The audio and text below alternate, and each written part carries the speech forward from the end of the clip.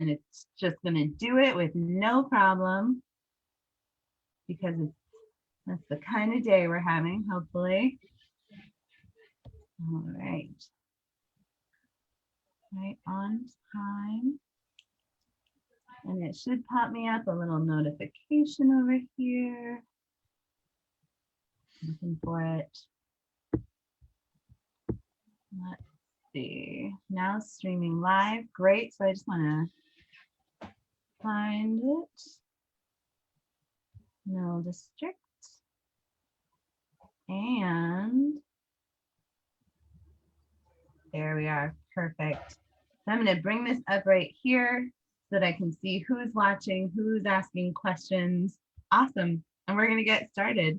So Okay. Thank you so much for being here. For everyone tuning in today, we are talking with Barry Roberts, who is a lifelong Amherst resident, builder, developer, farmer, member of many boards, very involved. I'm psyched to talk about how all of that fits together. Barry, thank you so much for joining me. I appreciate you asking me to join. It'll be a fun Awesome. hour. Yes, it really, really will. And you and I had a chance to talk a little bit yesterday. And so I'm excited to follow up on some of that. And also, as always, for everyone watching, I see a couple of you on there already. We welcome your questions. If you're not sure how to ask when you're watching us live, on the right-hand side in the comments section, you can put your question right there and I will get it over to Barry and he will answer it. So please Hopefully. feel free to jump in, hopefully. Don't make them too tough. So this is great. So Barry, I'd love to just start by talking a little bit about who you are, what you do, maybe share with anyone watching kind of why are you on here today? What are we going to talk about? Well, I guess obviously I've had a long-term relationship with Amherst and especially the downtown, which I enjoy very much. I'm very partial to the downtown, even though we do some developing outside of the downtown, but that's always been the sweet spot for me. I know the downtown will never return to the way it was when I was growing up, which was I mean, Friday nights in downtown Amherst were so vibrant. You know, everybody was coming to do their grocery shopping. There was 2 grocery stores in town, you know, so I know we'll never return to that, but I would like to do and try to do my part to make the downtown as vibrant as it can be. I think we're going through, you know, we go through ebb and flow that every downtown does. And I think we're at a real ebb right now, and we need to get it flowing again. I mean, part of the thing is the virus, obviously, that's holding us back. But I think that we're positioned in a good spot. Once we get over this virus, I think we can see the downtown really start to come back. We have an excellent bid director who is full of energy, full of ideas, and working very well with the town government, which is important. I think we have a town government now in place and a planning board and a zoning board that understands how important the village centers in the downtown is to the community. So I really feel that, you know, maybe we're at a place we can make this downtown take off a little bit. Yeah, I think we absolutely are. And we're going to dive into talking about that even more. And can you share with us a little bit things that people might not know about you, which tell us your secrets, which the place I really want to start is your farm and your horses, which are a huge part of your life. And I know that there are folks who have come to events in Amherst. They've gotten wagon rides with you, which is a wonderful part of what you do. But there's even more to it. And you were talking yesterday kind of about what the importance of keeping up that part of your life is. Can you share a little bit about that? Sure. I don't think we talked about this yesterday, but thanks to Hampshire College, I'm in the draft horse farming part. Oh, Little bit of a funny story. I always liked the big horses, and admired them, but you're never amazing. had big horses. I had regular riding horses growing up, Mhm. etc. But there was a young woman that was doing uh, her classwork with about farming with draft horses, and Wow. she had a pair of draft horses, Millie and Willie, at Hampshire College. And of course, I lived right there on West Street at the time. I've since moved over to Bay Road, but Mm. uh, I would go by and see her out there with the draft horses. So finally, I got courage enough to stop and talk with her and ask her if she would be willing to teach me a little bit about the draft horses, which she Oh, was very open to. And she ended up teaching me, how to harness them and how to use them in the fields, et cetera, et cetera. yeah. Well, she was a senior and she got accepted to veterinary school in Florida. Wow. She had three regular horses boarded down in Mount Hoyle, and her dad said those three horses can come to Florida with you, but the drafts The no. draft horses can't. So she called me up at Thanksgiving and said, "Would you be interested in Millie and Willie?" And of course, I jumped at the idea. Yeah. I had no spot ready for them. I rushed around and built a barn and blah, blah, blah. I had a crew of carpenters then, so it was easy. We built Right. the barn. And this is kind of a funny story. I brought them home and brought the harnesses home, and I got a wagon with it and a forecart with part of the deal that I paid her Yeah. for. And so I said to myself, well, I'm going to go out and harness it. I had no idea. I ended up going back in the house and getting the book and going out there and following step by step how to harness them. Of course, now I can do it in my Oh my sleep, but God. Yeah. it was a funny story. So, that was my start with draft horses, and Yeah. it's continued to be a passion of mine. And I really see them as a way that I can give back to the community because the Mm. animals that we buy and have are only ones that will behave in a situation like the Mary Maple, where there's people Right. everywhere. Uh, so that's where I think I can give back to the community a little bit by Mm. giving the wagon rides, by showing up for special events. Gabriella just called me the other day and said, "You will bring Santa to the Mary Maple, won't you?" And I said, "Of course." Definitely. Yeah, but we won't be able to give wagon rides, obviously, but we'll be there Yeah. with the horses. So the That's horses awesome. give me a structure to my life, and Hmm. they also give me a way to disengage with business.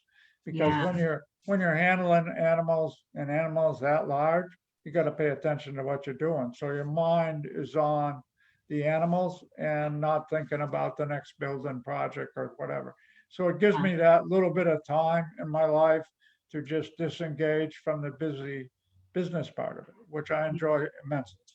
And That's I awesome. keep 10 draft horses here at my home at 200 Bay Road. Wow.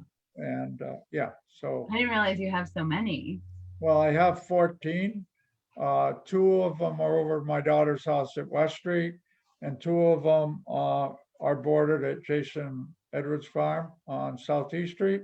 So Hmm. I have 14 drafts. So, That is awesome. And for anyone who might not know, how much bigger is a draft horse than a sort of standard riding horse? well, they can range, but a couple of them we have here at the barn are weighing 2,500 apiece.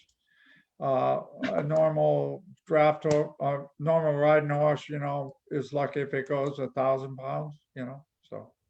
Wow. And Wow. so when they step on your foot, Yeah, you learn to use this shoulder to keep right. them away. Like edge Yeah, out a little bit, right? right, right. That's so We interesting. really, it's interesting. Except this year, we would go to Salem. We go to Salem Cross Restaurant 3 nights a week, or 2 nights a week and Sunday noon. where they have a feast as part of their promotion. And Oh, we give wagon rides at that event, but it's amazing, the people just want to engage with the animal, yeah, so that's why we need animals that they want to take their picture with the animal, they want to pet the animal, they want to, they're just, and it's always, oh, I remember my grandfather had horses when I was growing up, so yeah, it's quite a connection. yeah, yeah. No, it is. That's interesting. I hadn't really thought about that sense of nostalgia, but there is a real recognizability around draft horses that sort of Yep. ties it into, I think, a much older time, which is awesome. An older and slower time. Older and slower time, Yeah, right? You were because moving at that horse's now pace. everybody's running around with his 100 horsepower tractors and but you see how our forefathers had to work the land. I mean, without Mhm. mechanized uh, vehicles. Yeah, yeah. Do you find that sort of moving at their pace helps you keep the business side of things at sort of a calmer pace for you I internally think it also? makes me calmer. Yeah. I don't think that I'm an excitable person. I don't, Mhm. I try to stay calm through all things that Yeah. come my way. Yeah. And with the business, there's everything, as you know, you know, Yeah. um, from repairs and maintenance to disgruntled not employees, but tenants or, Hmm. trying to work with them. But Yeah, absolutely. And you mentioned grandfathers. Can you tell us, um, you've been in Amherst for a long time. Are you third generation Amherst-ite? yes, I am. Yep. Yeah. My grandfather grew up in Amherst also and very involved in the town government. He was tree warden, seal of weights and measures. Oh, wow. His job was to keep the clock in the town hall wound, Hmm. which, he gave to my uh, father and uncle to do. And my father used to say, well, we always did it on Saturdays because there was movies at the town hall. So Huh. they would go to wind the clock and be able to sneak into the movies because it was right the same stairway. So that's pretty interesting that, way back then they had to wind the clock by hand every week, Right. So, Right. That's yeah, definitely a big. my grandfather and my father and uncle grew up on North Pleasant Street. Wow. Most of the people will know it as the spot where Noah's Flower Shop and Hendon Bakery is. Hmm. That was my grandmother's house. She had a beauty shop in the front of the house where Share Coffee is now. Hmm. And she had horses in the back where the record store is now, Mystery Train. That was the stable. Oh, So, wow. yeah. And there was nothing where next door where the bagel place is. That was a vacant lot where they played football. And then the flower shop my uncle built, and he was a florist. So That's awesome. I mean, your family did like the range of business in that one sort right, of strip. right. And my Awesome. grandfather worked for the telephone company back then, which was Fairly and they new. heated by wood, so they put in all the wood. And of course, being tree warden, a lot of wood, blah blah blah. So Awesome. And you also mentioned yesterday when we were talking about the Amherst Cinema, which I want to get into talking about. But you mentioned that your grandfather used to shoe horses in that building, in that complex. that's right. My grandfather on my mother's side um, shoot, shot horses it was Page's livery at that time before they moved out of there and went down to Dickinson Street. So, Page's livery became Page's Chevrolet, and now it's a spot that's owned by Amherst College for their maintenance department on Dickinson Street. So wild. Yeah, But it's I mean, wild. what is it like for you? You mentioned, recognizing that downtown is not going to maybe be vibrant in the same way that it has been in the past, but you certainly are very involved in working towards the vibrancy of downtown for the future. I mean, what has it been like for you to kind of watch the evolution of Amherst and be involved in the evolution of Amherst so deeply over so many years? I mean, it's sometimes it's disappointing that we can't Mm, make progress sure, faster. I sure. mean, it's hard for me when we identify things that need to be done to make the downtown more vibrant, like I am convinced that we need a parking garage Yeah. uh, to make the downtown more vibrant. Mm, It's also a spot for, we need to build more density in the downtown, which means more mm, apartments. And could be a spot where those people could park their cars.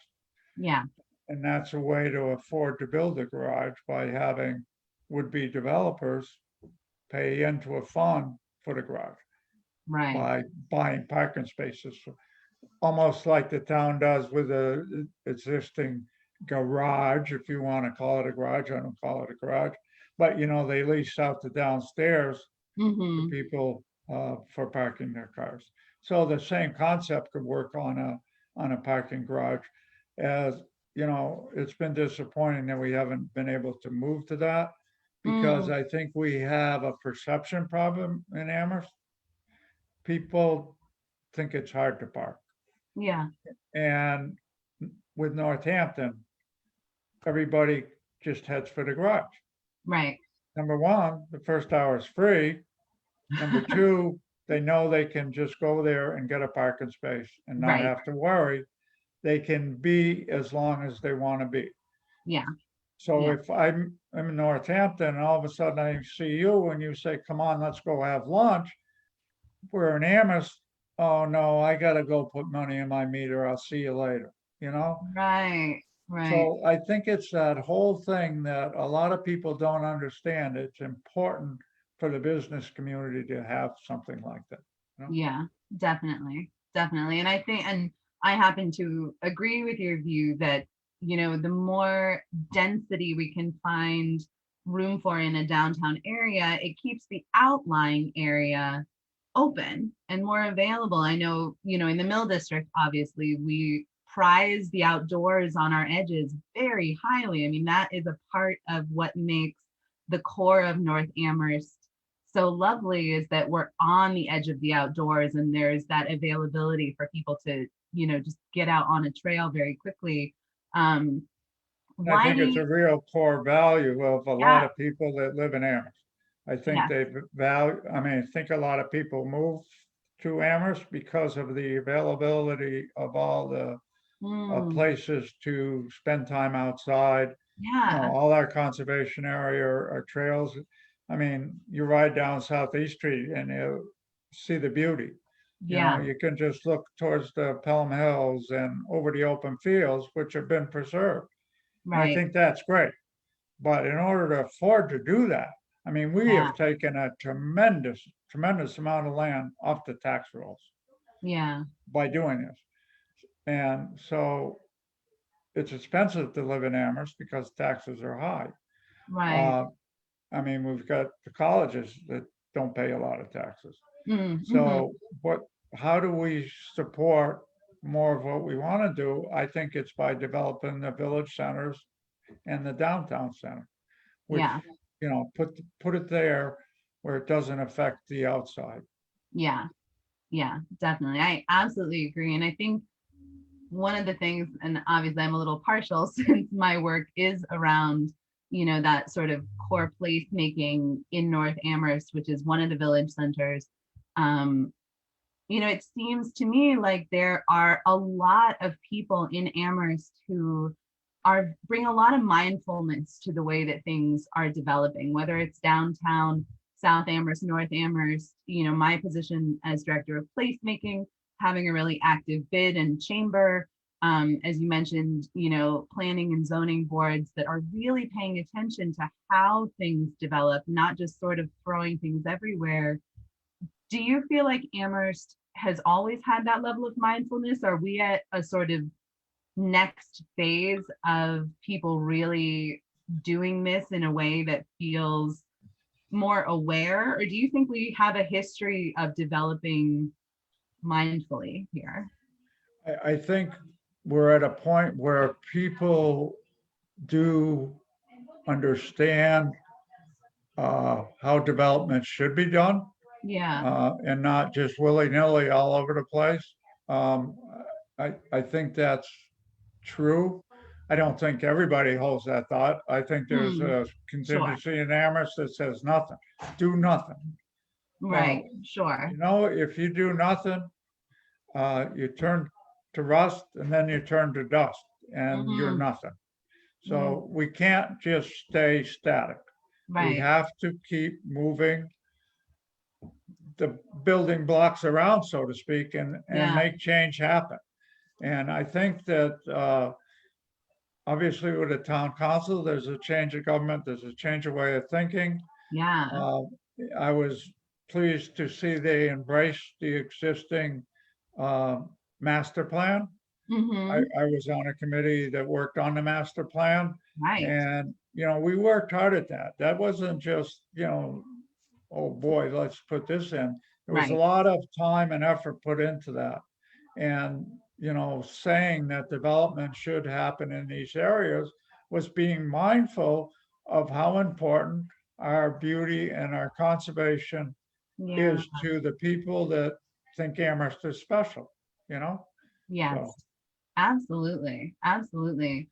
And one thing that I think it might have even been the first thing I knew about you, the first time your name kind of came up, even before I moved back to the Valley, um, was your involvement with Amherst Cinema.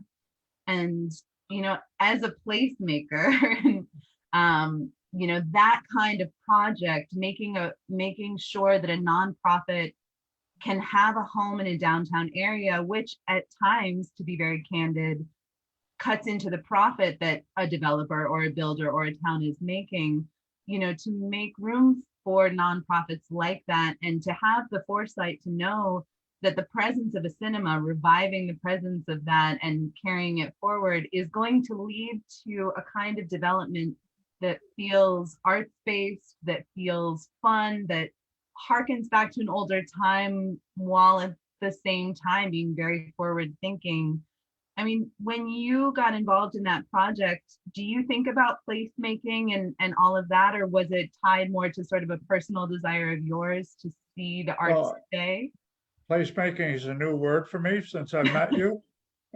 So, it wasn't in my All right. vocabulary before, really. Really? No, Oh, I wow. mean, I probably placemaking to me was something different. Yeah. Not different from what you're doing, but I didn't understand that you called it placemaking. So Mm-hmm. when I got involved with the Amherst Cinema project, I thought it was very important to try to save the cinema in Yeah. some form and fashion. There was a big desire to have live entertainment and theater and movies. Yeah. And we worked very hard on a committee before I actually took it over to try to make that work. But the numbers just could not work. Mm. And as we know, the Amherst Cinema cannot survive on just movie tickets. It Yeah. relies on the donors and the supporters of the cinema, which have been very generous to Yeah. because of the uh, nature of the filming they bring to the area.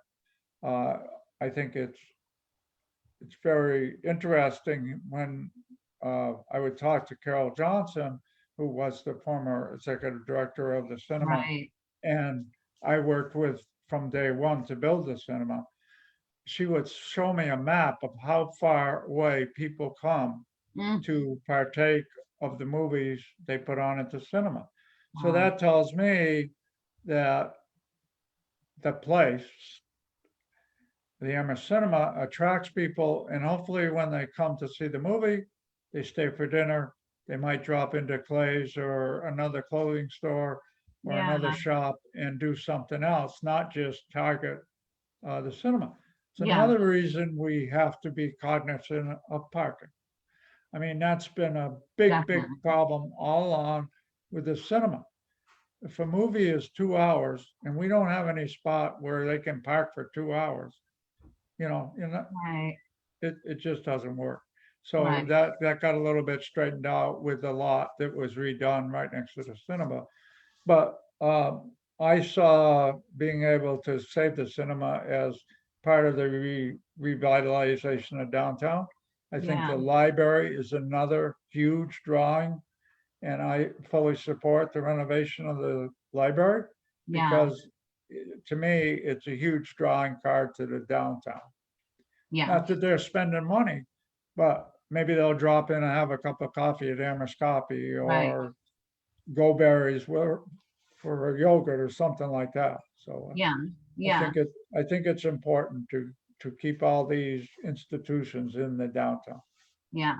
I obviously 100% agree. And I think, I mean, that really is the core of placemaking, is seeing the interconnectedness of things. I think I it is not par for the course, at least in my experience, for developers, builders, people who are very involved in, the vibrancy of a place. They don't always see the interconnectedness, and they certainly are not always willing to step into a project that is not going to maximize profit.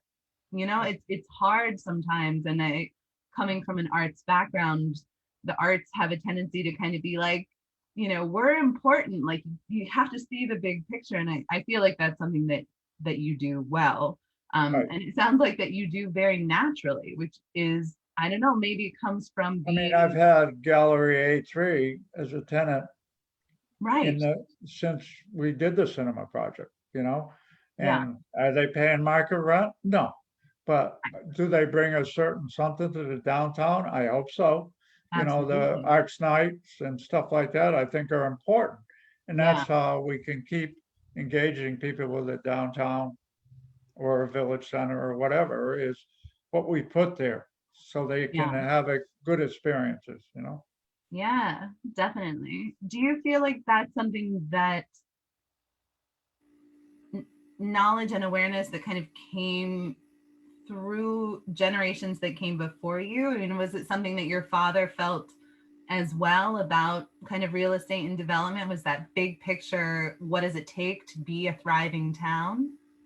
I don't think that really came down through my father's thinking. I Yeah. mean, he came through the depression, obviously. Right. Yeah. So he was very frugal and didn't really have an opportunity to later in life to give back. I mean, he was part of the Amherst Cinema project and he knew what we were doing there and he supported 100% Yeah. because without his signature on the line, it wasn't going to happen. Right. Right. But and he was very interested in making sure that the bank building got redeveloped into something that would be important to the downtown. Yeah. Uh, so I think that the last 10 years of his life, yes. Before Hmm. that, he was just trying to keep everything afloat. Yeah. Yeah. No, that makes sense. Absolutely. Yeah. So you mentioned yesterday when we were talking a little bit about historic preservation and how that has been a part of your work as a contractor, as a developer, and you received an award for historic preservation for your work on Stern Square in Springfield. Correct. Yeah, I love working on old buildings, and Yeah, I hate to see them torn down because in most cases, uh, they are wonderful structures. For yeah. instance, we are rebuilding a Hatfield School into a condominium, and you couldn't find a more rugged building if you tried. So Has to to have hold all that those go, little feet. yeah, to have that go to the wrecking ball, you Oh, know, yeah, yeah, didn't feel right, and that's where it was headed. You know, yeah, uh, So, yes, I did a project in downtown Springfield for the home builders. And we were nominated to participate in a program where everybody across the country submitted their work, and we won for the Stern Square project that we did. So it was right on historic Stern Square in downtown Springfield. I Yeah. did another job in downtown Springfield that won honorable mention. It was in the old Derriere motor Oh, where wow. they built the automobiles. So that was an interesting project, so. That's awesome. I just learned about that recently, actually, because we work with Evan Plotkin and Sure. NAI Plotkin on the Mill District, which has been fantastic because he's someone who really does prize creative placemaking as well. And I didn't even know that part of the history of Springfield. And it really, for me, historic preservation, just keeping alive all the different evolutions that a place has gone through. Obviously, placemaking is crucial because it really allows you to circle back sometimes to some of that history and bring it out in new ways. It's, that's the culture of a place, is that history. So whether it's through being able to walk into a building because it hasn't been torn down, or whether it's through, a theatrical revival of those stories. There's so many great history plays that are always put on throughout the valley. Historic preservation is kind of tied into all of that, which I just think is phenomenal. When we did the Amherst Cinema, some of the consultants said, no, you got to tear this building down. Really? And I said, no, not if I'm Yeah. going to be involved. It's not going down. And I've done most of my work, almost 100% of my work with John Kuhn. Mhm. So we started to look at the Amherst Cinema building, and we went up to the top, very top, and we're climbing around in the rafters. And we could look out of the original building into an addition where the movie theater was, Mhm. and he could see those big truss rafters up there. He said, that's where my office is going to be. So he had a brilliant idea of putting a second floor in the Yeah. cinema. And obviously that's where his offices ended up. But, it's working with creative people like John that Yeah. has helped me so much, Absolutely. Absolutely. Are there other people that you consider sort of part of your team in Amherst that Well, you've done a lot of work with? for years, I've had the same subcontractors. Hmm. Yeah. When I did have my own construction, I still have Roberts Builders alive since 1969. But right now, we don't have any employees, so to speak. We Yeah. use subcontractors. But like W.S. Pickering and Sons, Yeah. I worked with Jeff Pickering's grandfather. Uh, when we remodeled the 103 shops, my first job with him was the 103 shops. Mm. That was an old First National store that we made into the 103 shops. Yeah. So, and the Shepherd family. I grew up next to the Shepherds on Arnold Road in Pelham.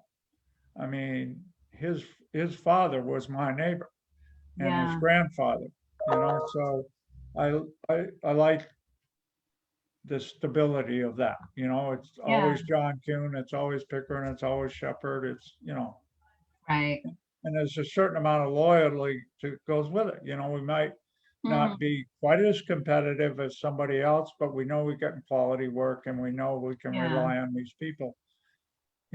4 o'clock in the morning when that call comes, they'll Yeah. answer the phone for me.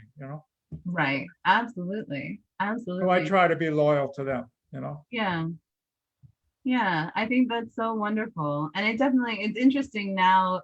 It makes me think about people moving into the area, especially through COVID. We've been seeing, more houses selling to people from out of town because people are looking to places like Amherst as towns that offer a little bit more of that, groundedness, that history, that nostalgic beauty. What do you hope when you think about people moving to Amherst? What do you hope they will sort of quickly pick up on about the town and how do we help people know the kind of place that they're moving into so that they kind of respect the history and also help it continue to evolve? I think it's, which is sometimes irritates me, when we have people that come to Amherst and don't know the history of Amherst, Yeah. and want to bring their idea of what change should be to Amherst, Mm. Hmm. immediately, you know. Right.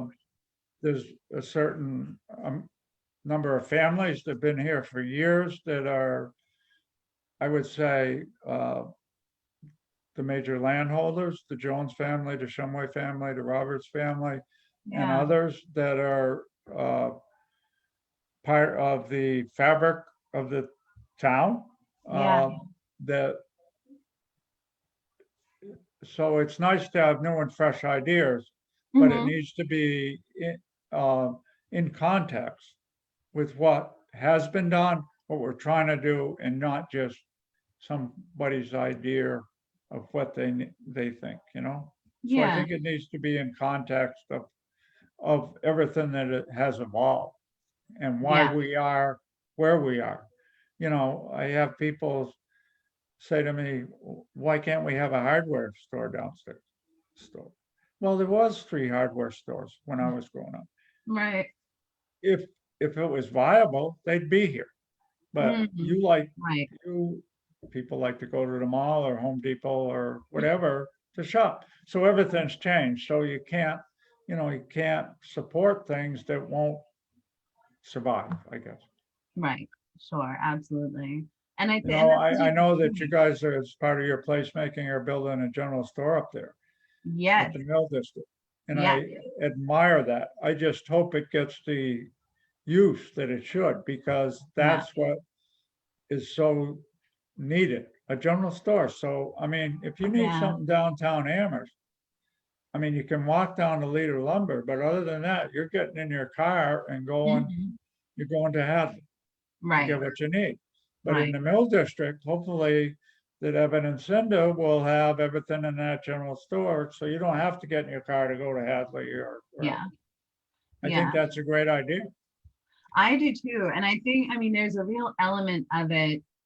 I love going into Kohl's Building Supply. And one of the things that I notice when I go in there is that there is, you know, certainly with a store, there is what that store sells, and that's important.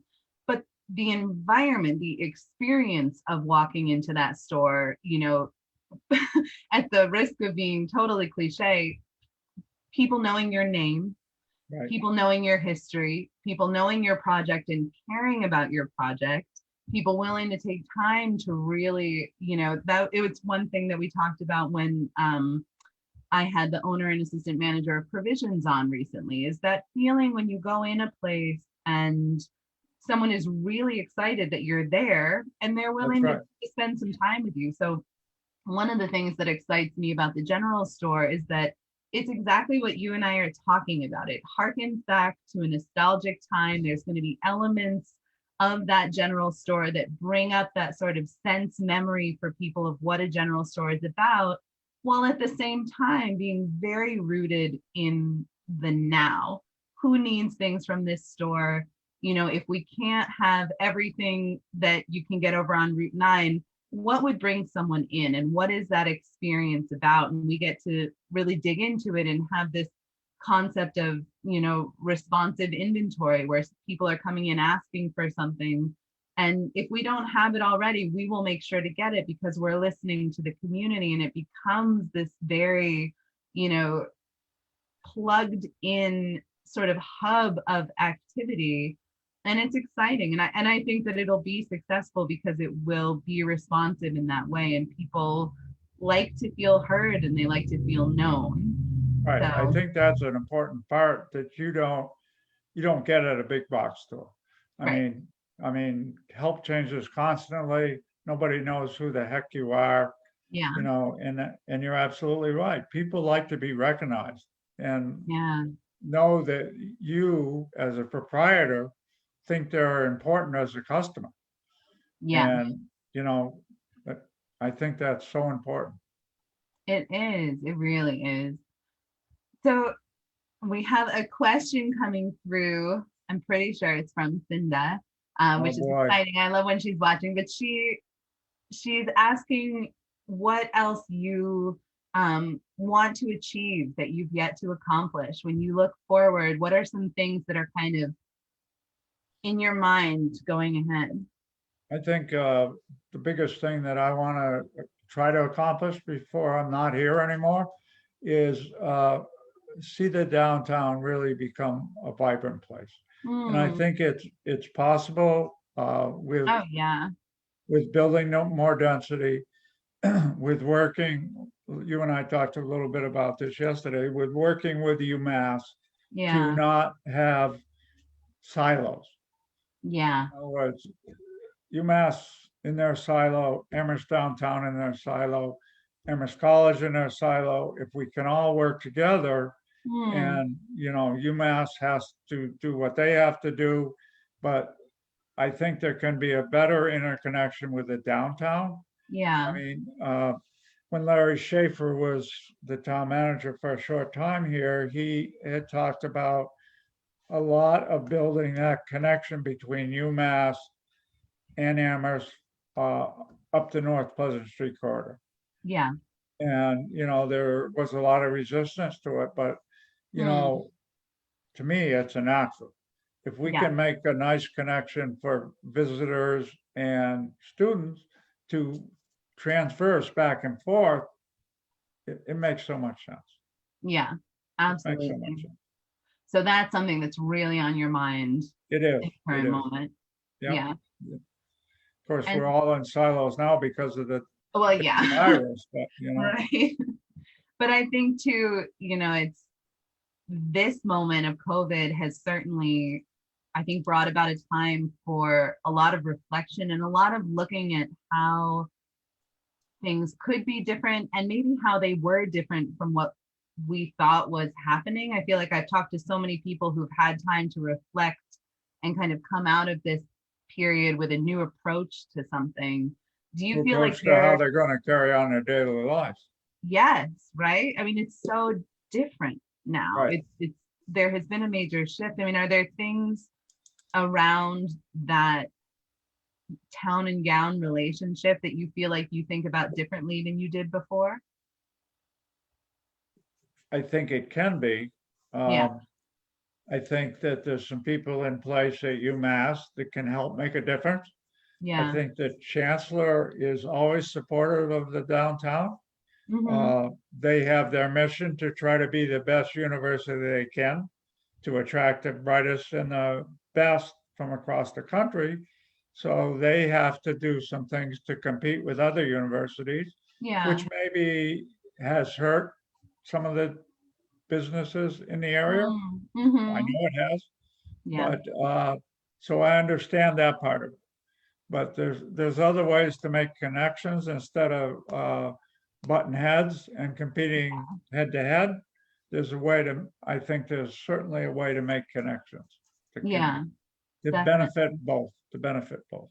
Yeah, absolutely. I think I had a really interesting conversation a few weeks ago with Jared Osterman, who works for Amherst Innovative Living, and we were talking about sort of his role at Olympia Place specifically, where there are a lot of students, and he sees, an opportunity to have events for students, but also volunteering opportunities, helping the students understand more about the community that they're a part of. And he takes that responsibility very seriously.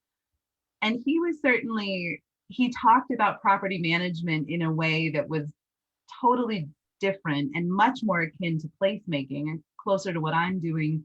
Do you think that there is room for more conversations about how students are kind of brought into the community conversation, how they're helped to understand the place that they're living in, even if they're living off campus, or maybe especially if they're living off campus?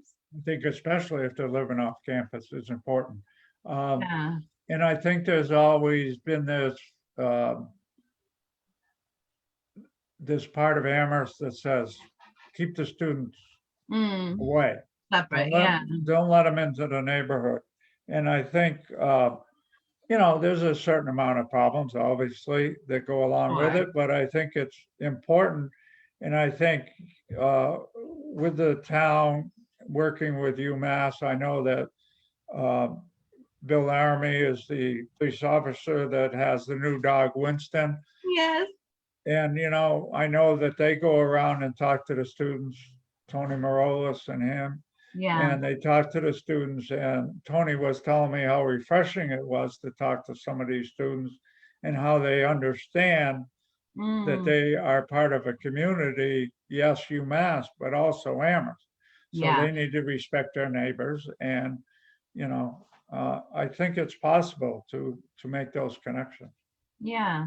Absolutely. Are there ways that you would like to be involved in making those connections, or do you feel like sort of you step back a little bit, create spaces, and then let, myself, Gabrielle, Tony kind of step into those spaces? Right. If we're proactive about it, I don't think it's just going to happen by itself. I think we have to work on it. And I think Mm-hmm. we have to be honest with everybody. I mean, this is how we feel. UMass, tell us how you feel about us. I think Yeah. town government, some of the things that I see come out of the words of town government uh, is pushing back at UMass in a way I don't think is Mm-hmm. necessary. Mm-hmm. So I would like to see a real close working relationship between UMass and the town. Yeah.